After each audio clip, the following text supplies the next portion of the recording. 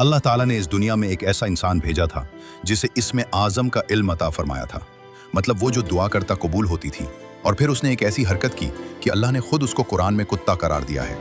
ये उस वक्त की बात है जब हज़रत मूसा अलैहिस्सलाम के ज़माने में बनी इसराइल में एक बहुत बड़ा आलिम और आबिद था जिसका नाम बलअम बाउरा था। वो दिन रात इबादत करता और लोगों को दीन सिखाता था। जब हज़रत मूसा अलैहिस्सलाम अपनी कौम के साथ मिस्र से निकलकर फ़लस्तीन की तरफ आए तो रास्ते में एक इलाके बल्का से गुजरे। वहाँ एक जालिम बादशाह बल्क हुकूमत करता था। बादशाह ने जब सुना कि मूसा की कौम बहुत ताकतवर है, समंदर उनके लिए फट गया था, तो बादशाह खौफजदा हो गया और बलम के पास आया। उसने ढेरों सोना, चांदी, जायदादें और तोहफे बलम के सामने रखे और कहा, मूसा की कौम के खिलाफ बद्दुआ करो, ये तमाम दौलत तुम्हारी हो जाएगी। बलम ने रात को अल्लाह से दुआ की। अल्लाह ने ख्वाब में मना फरमाया, मूसा मेरा बंदा है, उनके खिलाफ बद्दुआ न करना। सुबह बलम ने इनकार कर दिया, लेकिन बादशाह मजीद दौलत लेकर आया। बलम का दिल ललचा गया। बीवी और बच्चे भी दबाव डालने लगे। बलम ने दोबारा दुआ की, लेकिन इस बार दिल में दौलत की मोहब्बत थी। अल्लाह ने आजमाइश में इजाजत दे दी।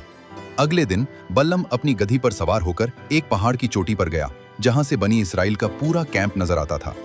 जब बलम ने इसमें आजम पढ़कर बद्दुआ शुरू की तो इंतहाई अजीब बात हुई।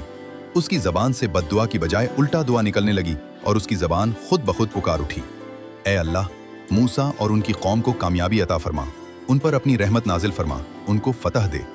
उसने दोबारा कोशिश की, फिर तीसरी बार, मगर हर बार उसकी जबान से मूसा अलैहिस्सलाम के हक में दुआएं निकलती रहीं। अल्लाह ने उसकी जबान को पलट दिया था। और फिर बलम ने शैतानी तदबीर सोची।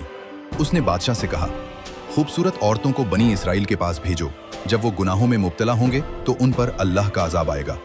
और यह मंसूबा कामयाब हुआ। कुछ लोग फितने में फंस गए, ताउन की बीमारी फैल गई और 24,000 लोग हलाक हो गए। अल्लाह ताला ने कुरान पाक में सूरतुल आराफ में बलम को कुत्ते की खासियत वाला कहकर जिक्र फरमाया है, जिसका मतलब यह है कि कुत्ता हर हालत में अपनी जबान लटकाए रखता है। भूखा हो या पेट भरा हो, गर्मी हो या सर्दी, हर वक्त उसकी जबान बाहर निकली रहती है। बाज़ उलमा कहते हैं कि बलम की जबान हकीकत में लटक गई थी। अल्लाह ने उसे इतनी शदीद रुसवाई दी कि उसकी जबान मुंह से बाहर निकल आई और वो कुत्ते की तरह बदसूरत नजर आने लगा। लोग उससे नफरत करने लगे थे।